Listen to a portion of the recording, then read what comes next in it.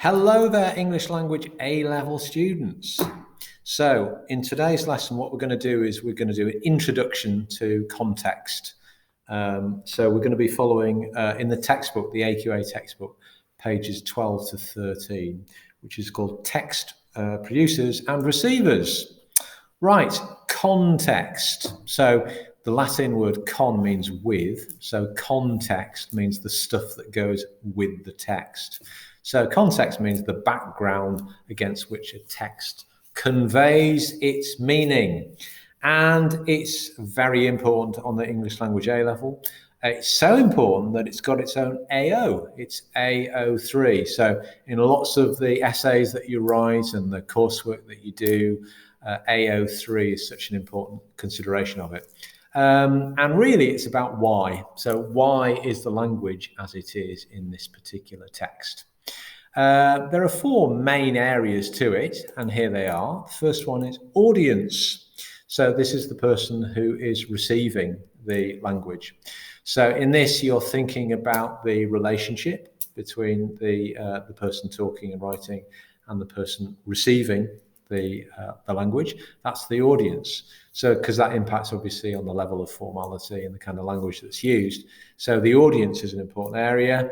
Is it a single person, for example? Is it a single known person who's the audience? Or is it a collective group? So audience is important in context. Equally important is purpose or purposes, because it's usually multi-purposes that are going on in a text. So the purpose means like the intentions behind the text, the purposes and the functions behind the language. A third area to look at is the mode. The mode basically means the channel of communication. So on the one hand, you've got, for example, spontaneous speech. On the other hand, you've got written text. So those are two completely different channels of communication, two different modes. You've also got the kind of that middle area that's kind of like a hybrid of the two. Like, for example, when you're text messaging somebody, when you text message somebody, you're using some elements of conversational speech, but at the same time, you're writing too. So mode is the channel of communication. And then finally, in terms of context, we have genre. Genre means the type of text. So is this a political speech or is this a red-top tabloid newspaper?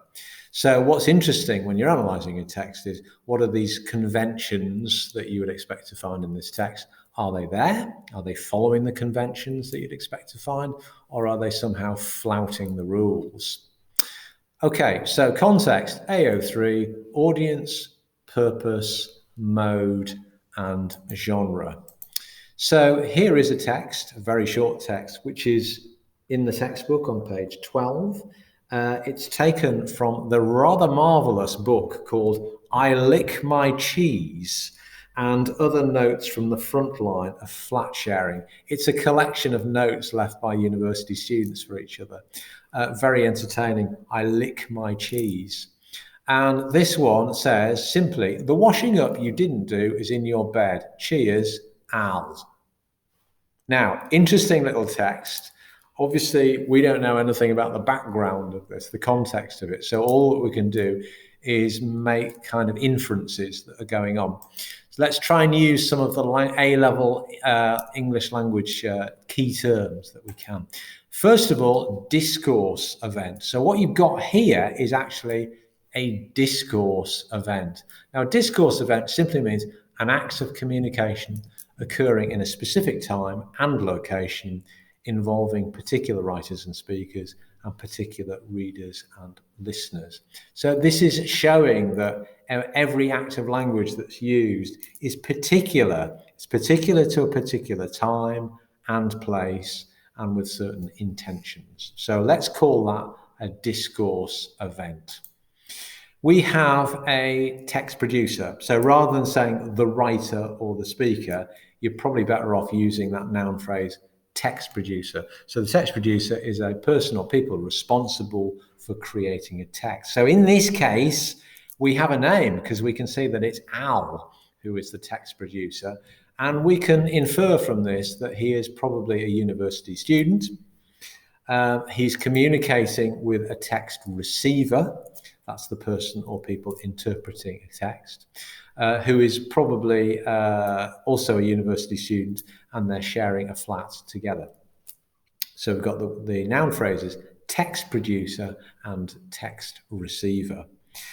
We can infer from this that they know each other quite well, because the level of formality is quite low in this text. So they know each other very well. This is a multi-purpose text. I mean, most of the texts that you're going to be analysing on English Language A level are clearly going to be multi-purpose. There's not just going to be one function that's happening there, but there's going to be different purposes and intentions and motivations behind it. There'll be a primary purpose behind a text, which is the main and most easily recognisable purpose.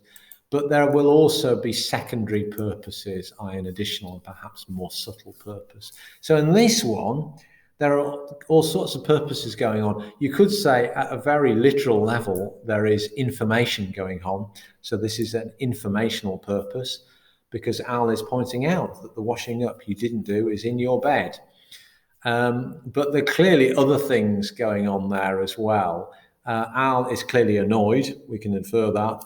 And so he's writing this in order to let off steam and show his anger, and to demonstrate to the text producer that they need to be washing up. So it's written to argue a point and to complain, as well as simply to pass information on. There's a nice little analysis of this done in the textbook on page 13, under where it says purpose in the second paragraph. And it also makes the point that what's interesting here is the impact on the text receiver, that when texts are produced, different text receivers receive them, they interpret the language in different ways. So there's a really nice little analysis of that on page 13. Okay, that's given us an introduction to some of the very basics of context. And you'll also see on page 13, you've got this text here, which is a leaflet produced by, part of a leaflet made available to homes in Leicestershire, informing them about community services. And so what it asks you to do in the textbook is identify the primary purposes of the text and any secondary purposes that you can think of, and try and use the terms that I've just introduced so far. Okay, thanks very much. And in the next one, we'll look at some other aspects of context.